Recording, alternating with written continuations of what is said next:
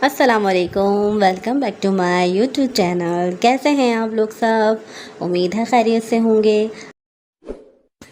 Please मेरे channel को subscribe करें, लाइक करें, शेयर करें और बेल आइकन को ज़रूर प्रेस करें ताकि आपको मेरी हर न्यू वीडियो पहले देखने को मिले। आज हम बना रहे हैं मज़ेदार किस्म के रमज़ान स्पेशल में cabbage spring pakora recipe kitchen राई में। तो चलें स्टार्ट करते हैं। सबसे पहले हमने एक कैबेज ले लिया है और इसके बैक साइड के अंदर जो इसकी टोपी होती है वो हमने निकाल ली है और हम इसकी अब सारी कलियां आराम आराम से खोल लेंगे। तो तमाम कलियां हमारी खुल चुकी हैं। बिल्कुल इसी तरीके से आप लोग भी आराम से बिल्कुल इजीली खोल सकते हैं।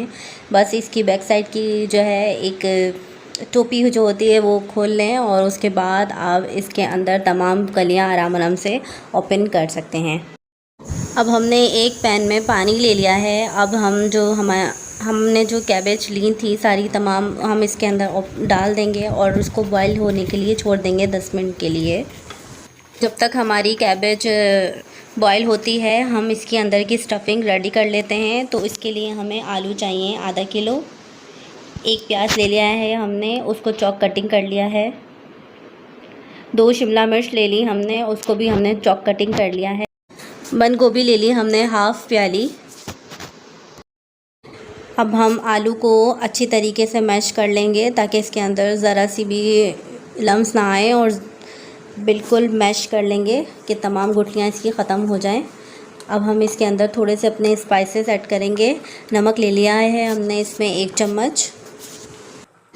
भुना कुटा हमने धनिया ले लिया है 1 चम्मच। 1 चम्मच हमने ज़ीरा ले लिया है, ज़ीरे को भी हमने भून लिया है।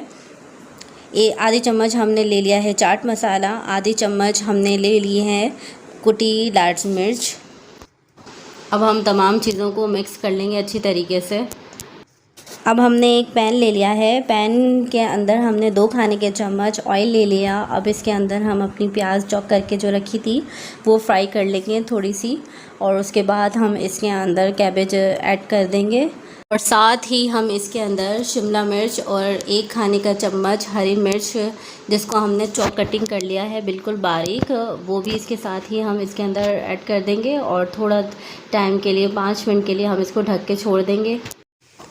5 मिनट हो चुके हैं। अब हमने इसके अंदर अपने आलू डाल दिए हैं और आलू को जो है हम 5 मिनट तक भून लेंगे। इसी के साथ ही स्टफिंग हमारी रेडी हो चुकी है। अब हम इसको थोड़ी देर के लिए ठंडा करने के लिए साइड पे रख देंगे। 10 मिनट हो चुके हैं। कैबेज भी हमारी बॉयल हो गई है। अब हमने इसका पानी निकाल दिया है, एक छन्नी में रख दिया है और अब हम जो है इसको थोड़ा सा ठंडा करेंगे। तो ठंडी हमारी हो चुकी है। अब हम जो इसका बीच का जो पार्ट होता है थोड़ा सा वो हार्ड होता है तो हम इसको छुरी की मदद से वो पार्ट जो है हम इस तरीके से उसका निकाल देंगे। इसी तरीके से हम तमाम कैबेज की कलियों के पार्ट जो है वो निकाल देंगे। अब हम एक कैबेज का पत्ता ले लेंगे और जो हमने अपनी स्टफिंग रेडी करके रखी थी वो हमारी ठंडी हो चुकी है। अब हम इसके अंदर थोड़ी सी इसके अंदर इस तरीके से डाल के दोनों साइडों से इस तरीके से फ़ोल्ड कर देंगे और इसको इस तरीके से घुमा कर बिल्कुल एक छोटा सा रोल की शेप में इसको बना लेंगे। तो हमारा रेडी हो चुका है और इसी तरीके से अब हम सारे इसी तरीके से हम अपने रेडी कर लेते हैं।